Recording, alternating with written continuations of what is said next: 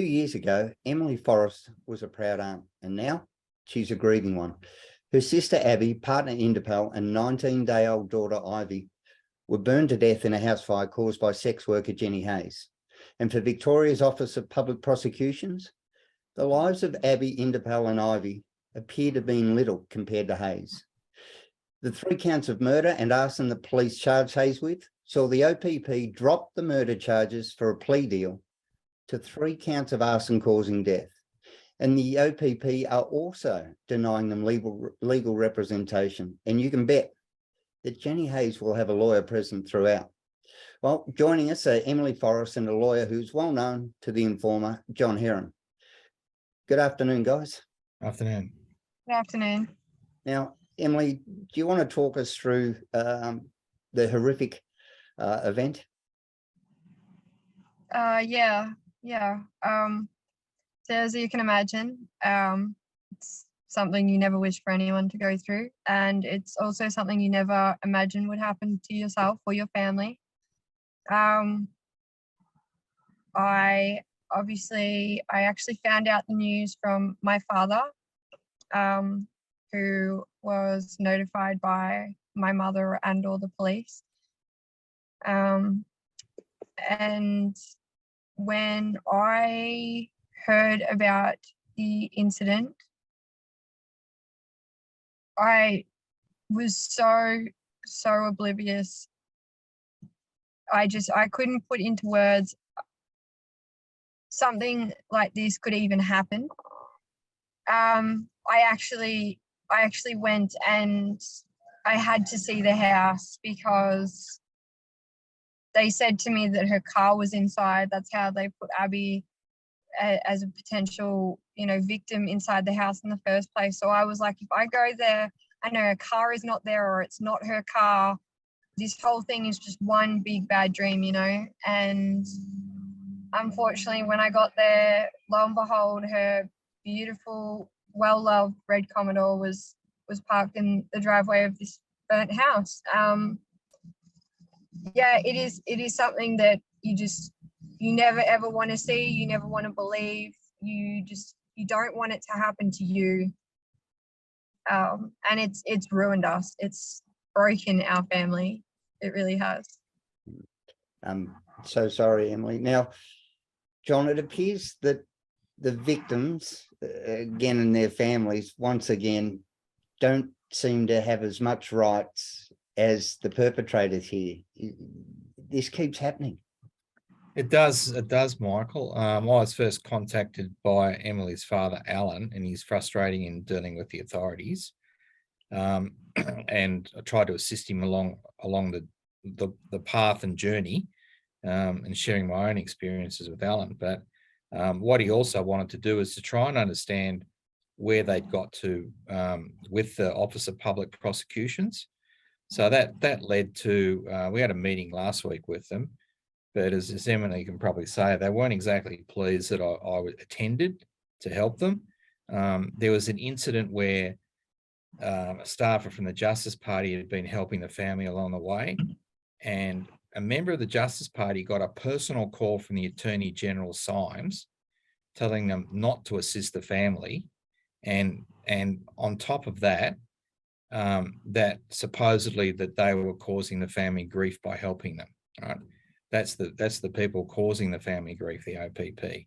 The other thing that we asked about, when I met with the 2 families last week, is taking them through the court process and at what particular stages they're at.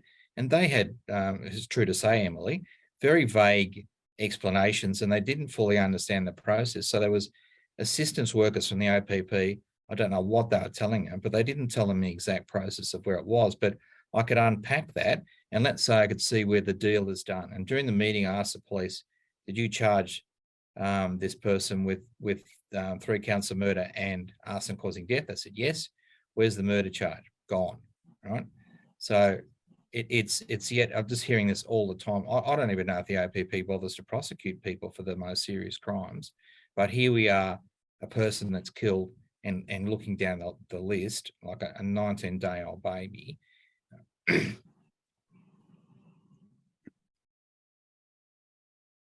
Yeah, sorry, unbelievable. Emilie, how much more has the handling of this and their lack of clarity and support impacted yourself, your parents, everyone involved? So in the beginning, it seemed like the cards were being well explained, or so we thought. I mean, this is not something you're taught about, and obviously nobody prepares to go through this. So unless you work in the industry or the field or whatnot, you don't really know what goes on. I mean, like, I am still coming to terms of how the future court dates are all set out. So as you can imagine, this has been so much stress on all of us. Both my parents, like, I'm a mother, so I understand that it would be a completely different pain than what I'm feeling. Nonetheless, it is painful. But yeah, going on, it seemed like as the process went on that things were being decided, and when we were questioned about it, I mean, even I was kind of like, okay, well, one of the answers that come to light was, well, there wasn't enough evidence. And I was kind of like, okay, fair enough, I get that. But then when you think about it more, and, you know, my dad obviously not having many, like, he's not sleeping many nights, his brain's wandering, he started throwing things up, and he raised some really good points. Like, were certain things questioned? Is there records of this? You know, and he holds very valid points, and so does my mother as well. And their answers that, I mean, yeah, okay, even if there wasn't enough evidence, why aren't these at least being answered then? Why aren't all these bases being covered? Because that's where you're going to find your evidence. And when we questioned all of these things, it's very vague. It's very shut down. It's like, well, look, you know, there's not enough. It didn't happen. I understand that, yeah, okay, that could be true, but why is it getting so hostile and shut down so quickly? I mean, we're a grieving family. I mean, for example, my dad's going to want answers. My dad is going to want something to give him closure. And you know what? There might never be anything in this world that ever does. But if you can give him every single answer possible on this earth that he asks for, why wouldn't you do that? I mean, if I was that person, I would want to do everything in my power to give people some form of closure somewhere along the line. And that's where, you know, my dad reached out to John and was like, you know, we've got questions, we're not getting answers, and the answers we are getting, they're getting shut down real quick. So what's the go with that? Where does that kind of happen? And yeah, that's where it kind of all started. So yeah. John, and sorry, I'll go back to you, Emilie. How much of a relief do you think it was for your father having someone like John, with John's expertise and his professional experience, and sadly his personal experience dealing with this? How much of a relief do you think that would have been for your father? I think it has been a blessing in disguise. I mean, like I've said before, I don't want anybody to ever go through this, and my heart absolutely breaks that John is unfortunately a victim with this. You know, he sat in the same shoes as my own dad, you know, losing a child. So that breaks my heart. But then on the flip side, I'm so grateful that there is someone out there, you know, that has the same mentality, you know, the same outlook, you know, strives for the same thing. And yeah, it's been an absolute blessing in disguise that, you know, John has crossed paths with my father and has been able to, you know, take this journey with us. Yeah. John, can you understand any possible reason, because I can't, why they would try and deter or restrain you from assisting this family? Oh, absolutely. The Victorian state and the OPP in particular really want to shut down the victims, so they don't want questions.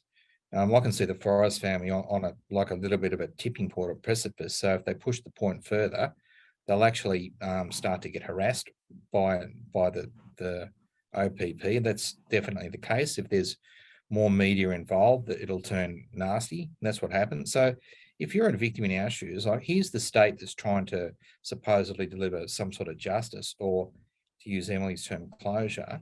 So we're just being pushed aside. First of all, you heard that we're not consulted in the decision making to do a deal.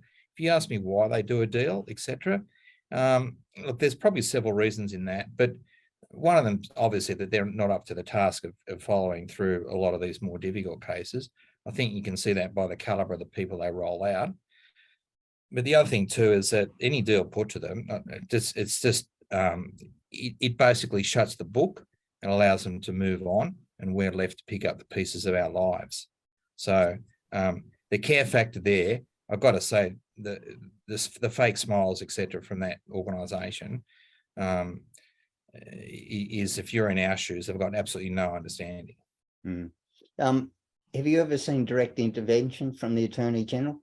No. Oh, no. Well, that's an interesting thing. So it makes a mockery of the Westminster system. So my understanding, talking to some of the politicians, I got a call from the Attorney General herself. So the OPP must have called the Attorney General's office to say, can you shut this person down that is providing assistance to them, right? So they had assistance support from a staffer that I know, and she's a really wonderful young lady, and that her boss then got a call from the Attorney General saying to, for want of a better term, back off, right? That's just unbelievable. But it doesn't surprise me in the least, right? So you've got someone acting on behalf of a government agency. But if we turned around and did something, not that we would, but if there's some sort of reverse situation, the Attorney General would just say straight away, oh, that's separation of powers. In fact, when the Justice Party goes to the Attorney General and says, can you intervene here, there, or do that? It's oh no, case in progress, I can't do anything. And also there's a separation of powers. But in this case, to ring up to shut someone down to helping victims, that's not beyond those people by any means.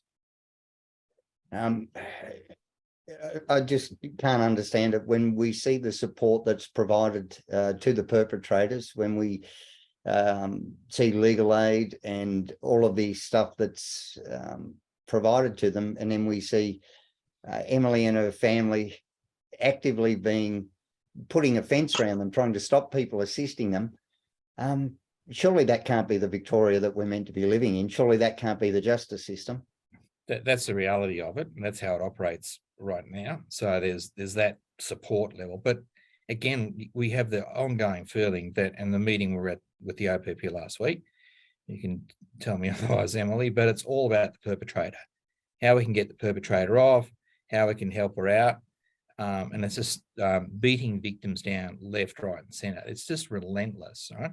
And I've explained to Emilie's father, Alan, that this is only the beginning of it. You know? And if we speak out, then the heat will really turn on us. So here's the state supposedly trying to assist us, but we end up as public enemy number one. Now, I'm going to call on your professional experience again, John. The downgrading of the charges of the plea deal, what sort of reduction could Hayes reasonably expect by agreeing to that? What benefit would she have got from it? Oh, well, I can't speculate on terms because I'll get into trouble myself, but put it this way. So you've got murder charge 25 years maximum, and then you've got arson causing death. I think it's 10 or 12 years. I think Emilie knows that. What is it? I think arson causing death could be a little bit more, but because there's 3 counts they spoke about, that it's off the top of my head, they kind of group them together or something. One for a better word, it's kind of like they get a bulk buy deal. So, I mean, when that's on the table, you're kind of like, well, she's already getting a bulk buy deal, kind of go like she's, you know, there's never going to be closure with a number, but you know, the higher the number, the better we're going to feel about it, because there's not one person that passed away, there's three, and one of those three is a baby. I mean, you can't fathom this, really. Yeah, so look, maybe a third to half to down to a third less than a murder charge time served would be a likely outcome. Again, even the OPP won't speculate on what that may be. If I picked a number, you know, it could be 5 to 7 years, that sort of sentence. I've seen some similar cases with arson, because it's got quite a high incarceration rate, like 90%. So what Emilie was saying, that again, this wasn't explained to the Forrestt family last week. So I asked, you know, do you have, is it a single charge of arson or three? And they tried to articulate that it was what's called cumulative. So as Emilie correctly described it, it's a bulk deal. And they were all proud of themselves because it was a cumulative thing of three charges of that act and not just one. The same hero that said that was the one that let him off did the deal to drop the murder charges there. So, yeah, look, that again, realms of speculation, but, you know, put it this way, conceivably, could that person be out in 5 years' time? Yes. I'll just chime in and add to that too, actually. There was also mentioned that there was only ever going to be one charge of arson causing death as well. And I mean, it was quite proud that it went up to three. I mean, I don't even understand how that would be a discussion, that one charge for three people's deaths is even possible. So yeah, that was the upgrade, I suppose, that we got mentioned, was it was one charge of arson causing death, jumping up to three charges of arson causing death. Murder's still off the table. And that was something, Michael, that we had to tease out. I had to ask that question specifically to get an answer. So the family weren't told that. That's the sort of information they're not told, process-wise. I mean, what are they there? They're really not there to assist you as a family. You know, they're there to really shut the book on you and to shut you down. And to clear their caseload, get it done as easily as. That's right. They don't. Yeah, it's not degree of difficulty. If that raises its head, it's always a deal. Like maybe a few years ago, when I'll use this term loosely, deals are done, it might have been a bit of a plea bargain and a slight reduction. It appears now that any defender, if I was, as I am a defence lawyer, and with the OPP, I'd go straight away to say, look, well, let's do a deal and we'll drop X and Y, and then you'll get a bunch of nodding heads, I'm sure. Emilie, given there's no sure things, given the option, do you think your father, if he had been told, we've got the option of going here where we mightn't get a great outcome, but it will be a harsher sentence and Hayes will be held fully accountable, or we can do a deal with her? What do you think your father would have chosen if he'd been given that choice? Well, just straight off the bat, I mean, that is a discussion that needs to be had around a dinner table. It shouldn't really be made for us. And I mean, no one knows the pain as, you know, the first-hand family of the victims. So I think our family would have benefited a lot just being able just to have that conversation in itself. I think my parents will agree with me. They've raised me this way, but I think accountability, it means a lot. So to be given a harsh sentence with accountability, you know, I think that probably could have been a better way to go about all this. But yeah, like I said, just having that option that's kind of laid out on the table and not kind of made for us like we're children, or that, you know, we're so distraught that we wouldn't be able to make some clear decision, I think would mean a lot more than what's happened. Yeah.